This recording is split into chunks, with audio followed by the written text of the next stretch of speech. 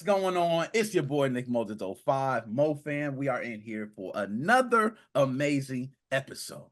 And today, I want to welcome our special guests who are the creative minds for UMIX Studios. And do I got that right? UMIX Studios. I didn't mispronounce that, did I? That's okay. Hey. Perfect. All right.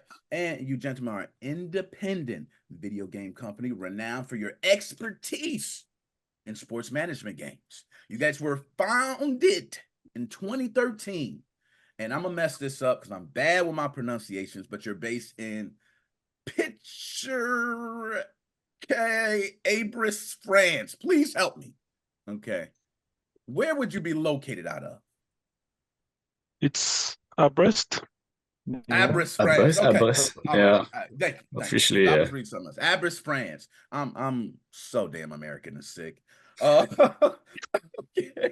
And they are the forces behind the acclaimed Pro Basketball Manager series. Today, we're going to dive into the game, but these gentlemen have released a masterpiece that I'm hoping to dive into today. Ladies and gentlemen, I'd like to introduce to you Victor, Yoan, and Ari from UMIX Studios. How are you gentlemen doing? Pretty good, thank you. Good. Now, these questions, you know, it don't matter. When you answer it, yell over whoever. I don't care, right? We're not like trying to be super professional here, right? We just want a good interview. We just want some good content, man. That's all we're trying to do, right? So, man, I got some good ones. I'm trying to see how I can warm y'all up, get y'all a little loose, you know, how get you loose. Okay. Can any of you share what's the inspiration behind Pro Basketball Manager 2024? So many different things out there in regards to simulation sports and management sports as well. We see a lot of different series kind of going that management route, but they never really take it full force. It's kind of like a part of the game in the game. What is the inspiration for you all behind Pro Basketball Manager 2024? Question for Victor here, because he started it all, so. Yeah. Well, I'm not sure. You know, it started when I was 12, 13, and I wanted to play with my local team in a basketball game. Then I was bored at university 6 years later, and I just said, why don't we just make it? And just slowly made that on the side of my studies, then side of my work. And Johan and I rejoined, and here we are. Nice. Improving it every year. Hopefully. Basketball, man. I didn't know. Okay, so do each of you have a sports background, or is it more just game development? Because Victor, sound like you was actually on that court, you know, and it kind of made you think, you know, like, man, I could. What about Yo and Ari? Either one of you have any background in sports, or is it video games? No background in video games besides playing, of course. But yeah, I was on the court playing bad basketball, but I was playing. You know what? Yeah, you gotta. If we didn't make it, right, I guess we gotta say it'll be kind of hard to say, man, I was out there tearing up, and then, you know, I feel the same, man. It's mutual for me. Now, one thing I want to say is what sets this one apart from previous iterations. I've seen you guys had a couple other iterations of this game. What is this year's big thing that you three feel like separated from the other ones? Who wants to jump in? I don't know. I guess this year the focus was to make the game faster. Because obviously we have 170 competitions in the game. So if you start selecting a few leagues, then it's going to be really slow. So yeah, the aim was to make the game fast, and also the UX and the UI was a bit revamped. So now the user experience is far better than it was last year. But there are things that people don't notice. But when you actually play the game, you expect this kind of things. Yeah, we wanted the game to be, I guess. Oh, sorry, just go. No, you can. Yeah, we wanted the game to be more easy to get into, I guess, for new players, especially if you're not so much into video games. We had a lot of hardcore gamers before, and I guess they were fine with the game being slow, but we wanted to please the new players as well. And what was important, and Johan played a big part in it, was to have licenses. Because before we had some, but this year we have a lot of European, both male and female licenses. So that's a huge part of what we wanted to do this year. Now, that is something that I actually don't believe I even have as a question, but I like to add in as far as played a lot of different basketball games, football games, no matter what it is, I've played it. And I've seen some of these management systems where they break down a little differently. Okay. This one, it does seem like you went for the licenses. I've seen some that kind of not focus on licenses, focus on licenses. What do you feel those licenses do for the game overall? Do you feel like without those licenses, it's still you could succeed, or do you feel like these licenses help immerse people, the realism, make people feel more like they're part of managing a team? What is the opinion on that? I guess you have mods on Steam, so people can actually, add anything they want. So having licenses is a way of, I guess, getting the game known, because the league will share stuff about the game, trying to promote it, and I think that was the idea behind that. And long-term goal is to go on maybe consoles or mobile, where mods won't be available. So that will be useful then. But yeah, also in Europe, basketball is pretty big, and there's no game where you can play with your own team there. So I think many people here have the need of playing with their team and seeing the photos of the players, the logo. So I think that's also something we aim for. Well said. I do remember being younger and playing NCAA college games, and there was a lot of teams that you did not see. So you kind of hit spot on. I remember people actually going and buying specific games just to play with their team. So no, that sounds spot on. And being here in the States, NBA rampant around the world, right? So you usually don't get to see the France, the Spain, the Lithuania. You usually don't see these teams until Olympic time. So that's when you start seeing your competition. You start seeing how great these other teams are and how many, international players are in the NBA. Because a lot of times you may miss them and they're right there on every single team. I mean, they're literally right there. So I think that's genius. How does all that simulate in real life? Like I've never been in the seat of an owner, right? To say, hey, I want the seats to be $15. I want my popcorn $5. I want to pay the starting point guard $75,000. I want to, how does this simulate to real life? Is it kind of as close as you can get? What are some of the things that you guys think that make this like simulation almost real to where you feel like you are the manager? It's a good question. I think we both try to make it realistic and not realistic, because if it's too realistic, then it's not fun, we believe. If you have to calculate every cent in, when sending exception and luxury tax and everything in the NBA, then you're just an accountant and you're not having fun. So it's a challenge every day. We have to make it fun. So you have to handle some things, but it has to remain simple. So yes, you can change the price of your sandwiches, but it should still be fun. Now, on top of that, you're right, because that's kind of how I was. It's like, oh yeah, I could change the price of all this to make more money, but you're right. It was fun because I was making money. That's why it was fun. But nonetheless, it has to be fun, and I do agree. If it's too real, it's like, eh. But you mentioned challenges. What do you all three was the biggest challenge you face with this iteration? The biggest. Yeah, it's a tough one. I'm trying to throw some toughies in there. I'm trying.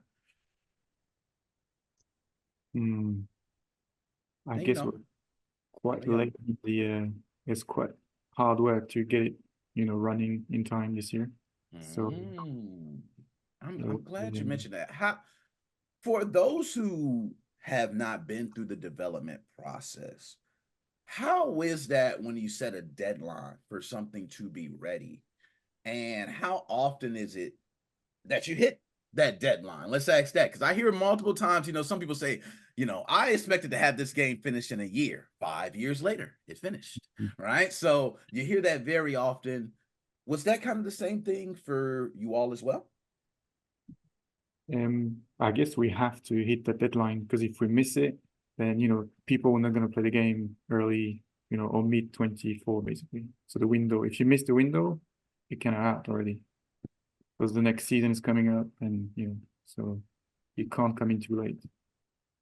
I agree. I guess it's a bit different when you have a yearly game that you have where you have to hit the deadline, or when you're making just one single big game where you can have the luxury of postponing the game. So on our side, we just have to reassess every month and see, okay, where are we? Yeah, are we behind? Are we ahead? Like, we have to maybe skip some features or remake some. So yeah, constant reassessment is the key, I guess. Because we can't miss the deadline, basically. There's no way around that. I like that answer. That's the best. Game misses. There's no missing. Matter of fact, this is not. We don't miss the dead. No, but I agree. And in your case, that is true, right? It's not like a Call of Duty or something, right? Where we miss a deadline. You got people standing and waiting. Sometimes your first impression is the only impression. So you are absolutely correct in that. And being a yearly release, you're right. It kind of does put the pressure on to have that release out. You're right. Things are moving. Another season will be coming. And if you go behind, yeah, that kind of hurts you really bad. So no, that is well explained.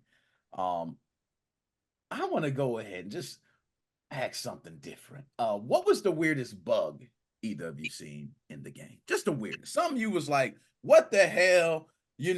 Why do we have 40 people on the court? What's a bug that any of you seen where you was like, yeah, I think we got a bug? When you take a look at that. I think they do not have a bug where the 3D avatars at like the haircut of the woman or something. I don't know, like ladies' haircut. No, was it something like that? I can't remember. I guess it was not technically a bug, but we had one time a guy that he managed to put the ticket price for one game to $1 million, and yes. That was me actually. Yeah, it was you? Okay. But then it would still be 2 guys showing up to the game. He would just get insanely rich within half the season. So that was interesting. People never run out of ideas.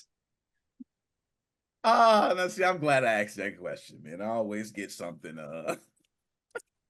It never surprised me, and it's just like anything else.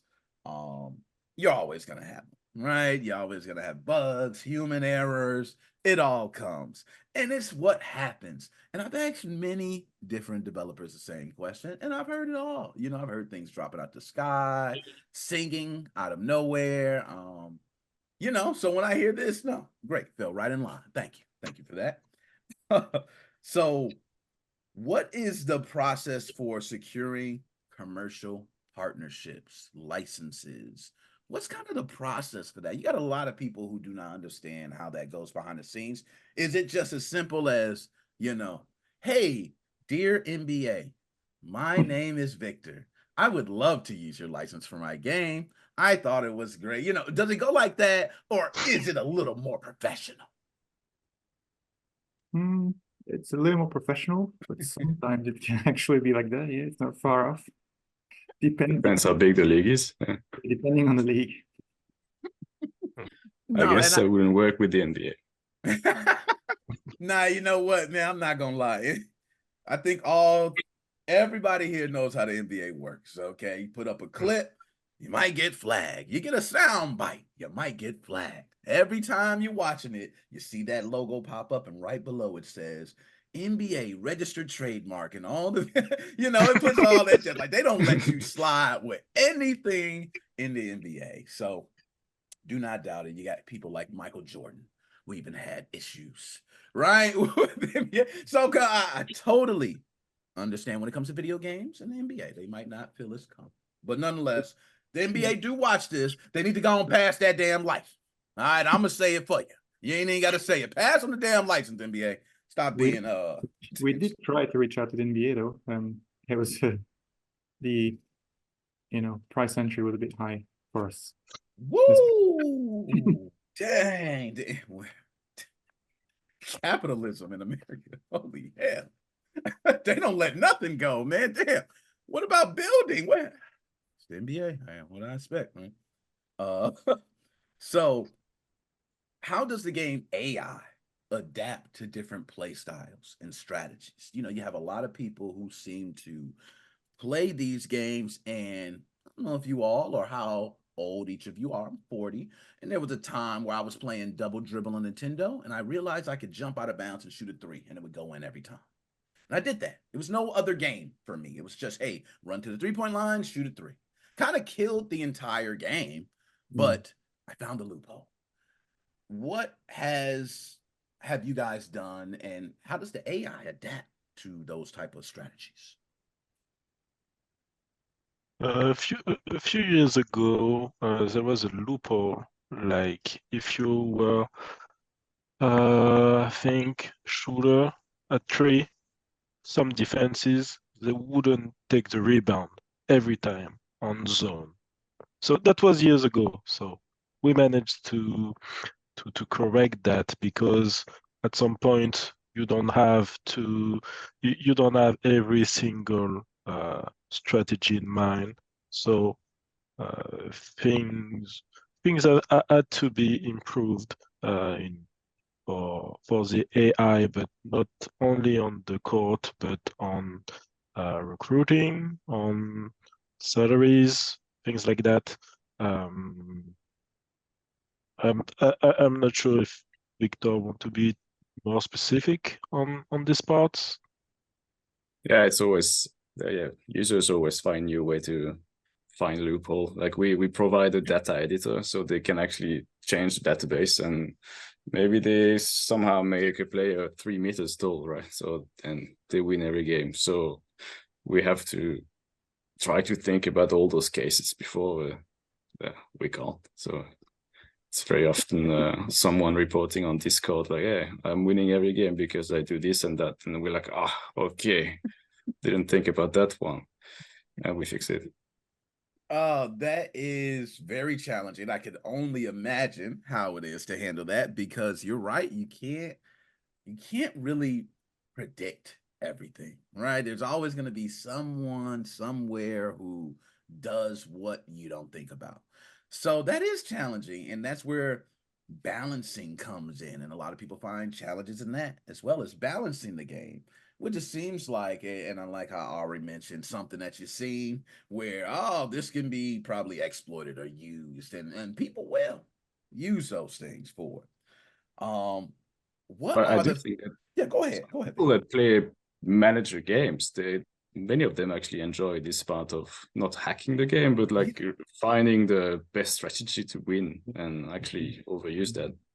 Yeah, you are spot on, Victor. My brother and one of my close friends, Wesley, they both, I like to say, they're the people that like to create juice crews, as we say, super teams. They're putting Michael Jordan, Magic Johnson, LeBron James, Kobe Bryant, Shaquille on, they're all on the same team, right? And they do those things, but any loophole that they could find in the matrices, whether it's extending contracts for 9 years and paying minimums, or whether it's, they do these certain things, and you're right, they find pleasure in saying my team is number one, I'm making all this money, I have the starting center and point guard in all-star game, I have, and they take all these highlights. So no, I think that is when a lot of people play these type of games, that is kind of what they're looking for. They're looking to dominate.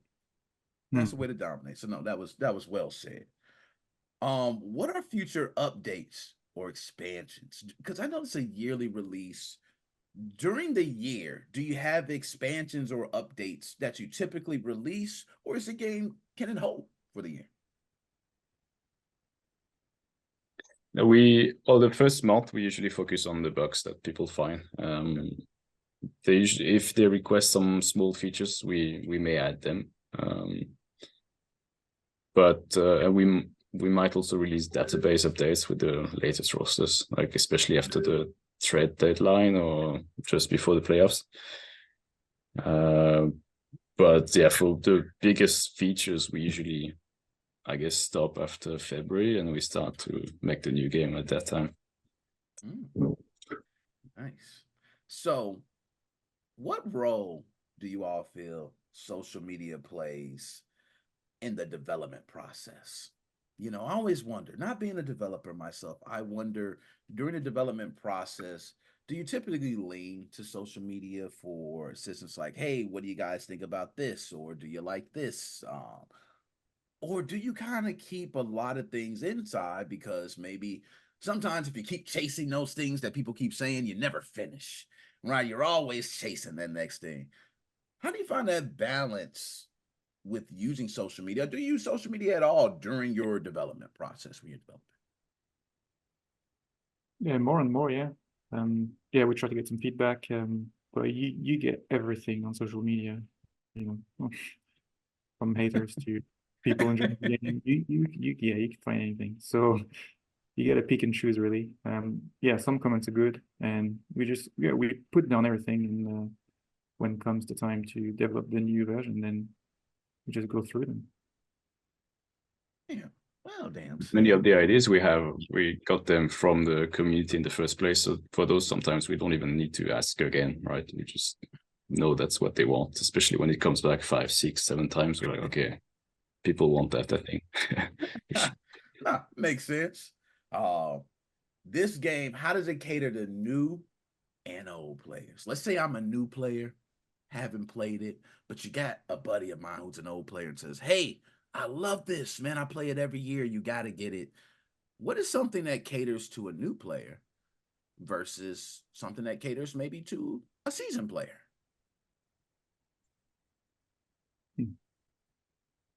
Yeah, see, I told you I was digging. I was digging for these questions, man. I was in the lab, like, man, I gotta get him. Yeah. And when I wrote it, I said, yes. I said, yes, that's good. You know what I mean? That's a good one. Yes, Nick. Yes. No, we did it. I've been waiting for this. It's all I wait for. Yes.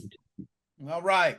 You can automate some things. So, you know, if you want to take care of your rosters and training, you can just use your assistant coach to do that. But you can also do it yourself, for example. Some aspects of the game or the rotations during the game, for example, you can let the AI decide for you, or you can just do it yourself. So if you're not too familiar with football, it's not so much of a problem. Okay, I can see that. And me myself, I would definitely do that. But go ahead. Yeah, I also think, you know, we're not as good as Football Manager yet. You know, if we ever reach that level. So it's a lot of, the game improves so much every year. There's like, we try to remove all the things that are annoying, all the things that make it not fun to play. So that's how we hope to keep the old players as well. Like, it's actually a better game. Because I'm guessing if when you play those big franchise, like big games like Football Manager, NBA 2K, you can easily like skip a year or two, right? It's like they are doing so well already that you don't necessarily need the last update. Yeah, what was the angle of the question? Was it how to keep seasoned player coming back, or was it how to introduce new players and also how to keep seasoned players coming back? It's kind of a two-part. So my answer was completely wrong. But it's okay. No, and AI, yo, and don't make me die laughing. Yeah, I will say, for me as a new player, I'm probably gonna lean on the AI. You know what I mean? I'm one of those that I love to play. I do love to see the action, but I also love the end result, right? Which means this guy I put here, he ended with 20 points, 6 rebounds, 6 assists. I did that. I put him in position.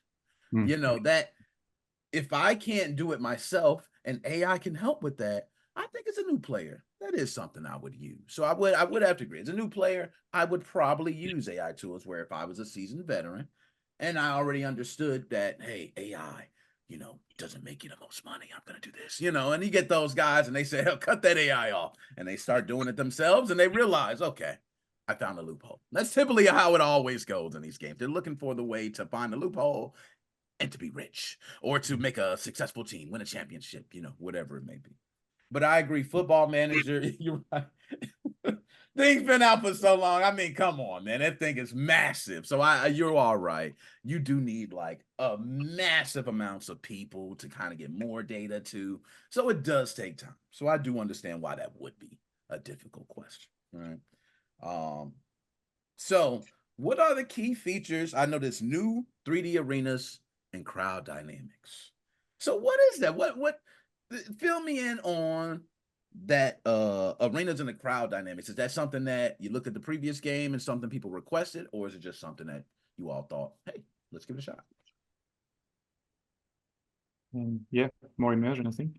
It was the key. We wanted to have the games feel more realistic in a way. So last year we added the sound. So, you know, the crowd was reacting to, you know, the actions on the court. And now they actually move as well. So it feels more like a real arena. That was the whole point, yeah.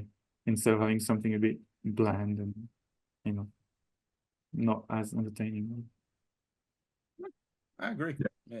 We usually, like, we obviously not a big 3D focused game, but we try to add a few things every year to make it more pleasant to watch, I guess, like less exactly. Yeah, boring. So now the fans are moving, so that's cool. No, and I agree to that, because usually with, you know, simulation games, a lot of people, you're right, you get some people who like to sit there and watch their game, right? You set everything up, you want to watch every single quarter. And then you have those who just want to see the end result. They don't want to watch the whole, I just want to see the end result, you know, what was the end? So I agree, adding 3D arenas would be nice. I am one that I sit back and watch the game, clean it up around the house, you know, just seeing a couple things. Oh, nice. Yeah, okay. You know, so I agree. I think that's a great thing, you know, to add.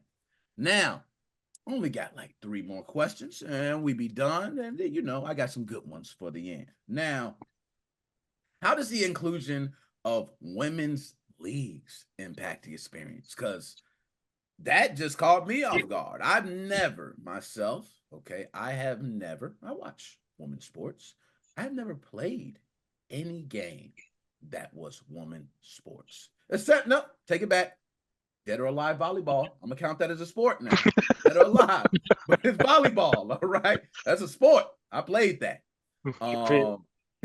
Any other, you know, how did that change this gameplay experience? What made you think, hey, we got to go to the women leagues? It is growing. It is, you know, popularity is definitely growing. But what made you all say, hey, let's go, women's league? Not sure. We decided from the start, almost. Just simply we had to do it. Kind of. I don't know. It's. I think because of what the French team, the female French team, was doing at that time. I think they were on finals versus the USA in Olympics. So it was a real. It was like obvious for us to do so. I don't think we did really outthink that. We just. I don't know. Yeah, it just happened, and it was also. It's actually easier to do it from the start than, you know, every time you receive an email about a player. I guess it doesn't make a big difference in English, but you have to say her instead of his. You have to have a whole different sentence if it's a female player.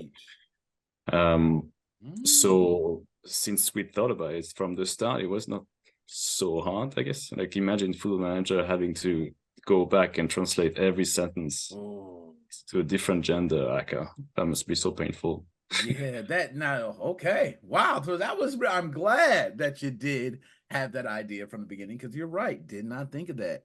That is a lot of things you would have to change all throughout coding. You know what I mean? That is, oh, man. Now that you said that, I'm like, oh, that'd be a whole lot. So glad that you did include it. And also, we know how women leagues, they are growing. And you did mention that France team. You know, the USA Olympics basketball men's team is good. Women's team's good too. But the women's team is, hey, they can be taken out very quickly. All right, it won't be no shame. Men's team is getting there. They keep playing around now. You see what's happening. Okay, every year they sweating. Okay, trying to win. It ain't like when you had Michael Jordan, Charles Barkley, Clyde Drexler. They all, we done with them days. They're good all over the world. Damn it, better pick it up. All right. So now, what advice would you give to aspiring developers who want to jump in sports management development for a game? What is something that you would say, like, hey, some advice you give, maybe to stay away from, something to do, something to help? What would be the advice you would give for a younger you? That would be the best way. A younger you looking to start this, what would be your words? Don't do it. Look, look at this. Don't do it.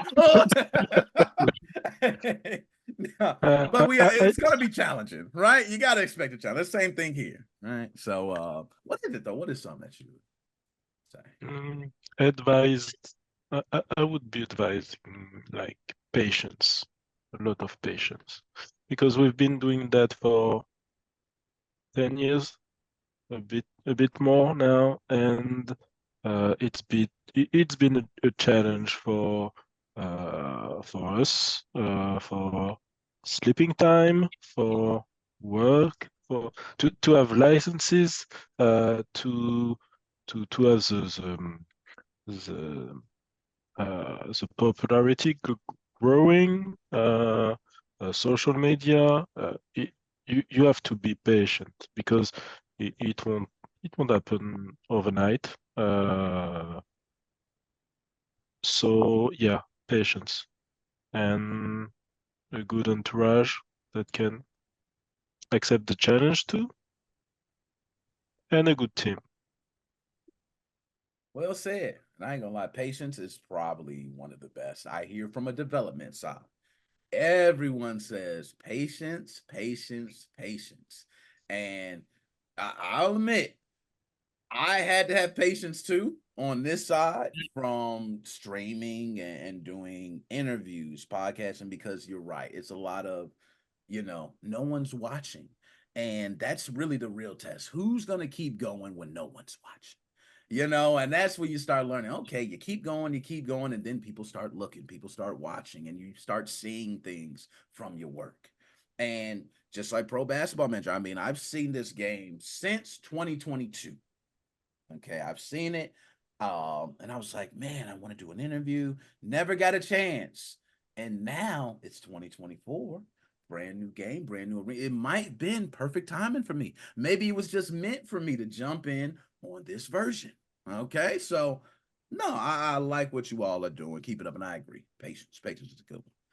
Now, what has been the most rewarding part of developing Pro Basketball Manager 2024? The most rewarding? Positive comments. Yes, I love it. Thank you. I did that, Yeah, I like it when leagues jumping on board is exactly. Okay. Nice. like when they trust you with your product, they're like, okay, use our data and do whatever you want with it. So they actually trust us to use it wisely. Which I think is Nice. great. Yeah, because last year we had 5 or 6 leagues. Now we are up to 20. So it's 20 basketball leagues that think we are a solid product. I think that's quite rewarding. Man, super rewarding. Okay. I'll say quite super rewarding. And, hopefully years to come, it just continues to grow. And just me watching from the outside, I've been noticing the growth. Okay. I've been seeing more people who've been paying attention. from my side. So you guys are doing a great job, whatever you're doing. If you don't think people are, I am here to tell you they are, including myself, who had to say, hey, enough's enough. Let me write them directly, okay, and get this damn interview because I want to play the game and I want to learn more from these gentlemen here. So I thank you for that. Now, last question, and then we are out. Do any of you have any behind the scenes insights to working with UMIX? Any, do you guys joke all the time? Do we have weekly meetings where we get in and we always, yeah, do we play each other and we get serious? I got to have the best team. Like, what is some behind the scenes insights that people may not know that happens with you all? Shall we reveal our secrets? I don't know. Yeah, not that exciting. Maybe people don't want to know. Actually, we all live in a different city, and we met for the first time last year. Oh, that is huge, man. And pandemic era, as we all know, many people, we kind of communicate like this. And during the pandemic era, I have met some people for the first time as well that I have not seen in forever. So it's always great to hear. Now, how did that go? I know you all you had a couple beers and you sat down. How did that go? Was it exciting? Yeah, I mean, I don't know. I had seen Ari a few times before, but I had never seen Johan, and I don't know, we just met and it was like we had seen each other so many times. I guess we've been calling and video chatting. So.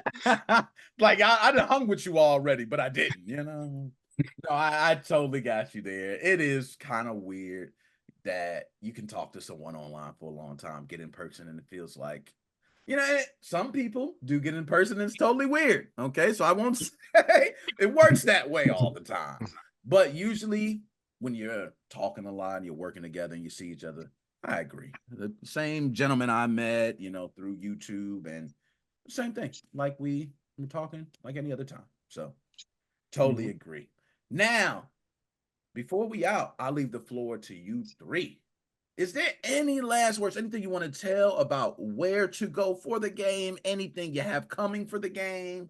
Also with this, I will be posting all links to make everybody ask, click that damn link and go buy it. Okay, that's my job. All right, but outside of that, is there anything that I may be leaving out or we left out that you'd like to say now? Floor is yours. I guess, yeah, grateful for the support so far. I mean, it's challenging, like, trying to convince people to buy the game every year. It's not easy, and trying to grow the audience. So I guess we're glad for the support so far, and hopefully it keeps growing. Nice. Yeah, we're very thankful for all the, I guess, good and bad comments. So I guess, if you're not on a Discord, just join and text us. We answer quite fast. We try to listen as much as possible. We only want one thing, is to make a good game, really. We don't want to become billionaires, right? It's just we want to be billionaires. Don't say that as the last word. Maybe you don't.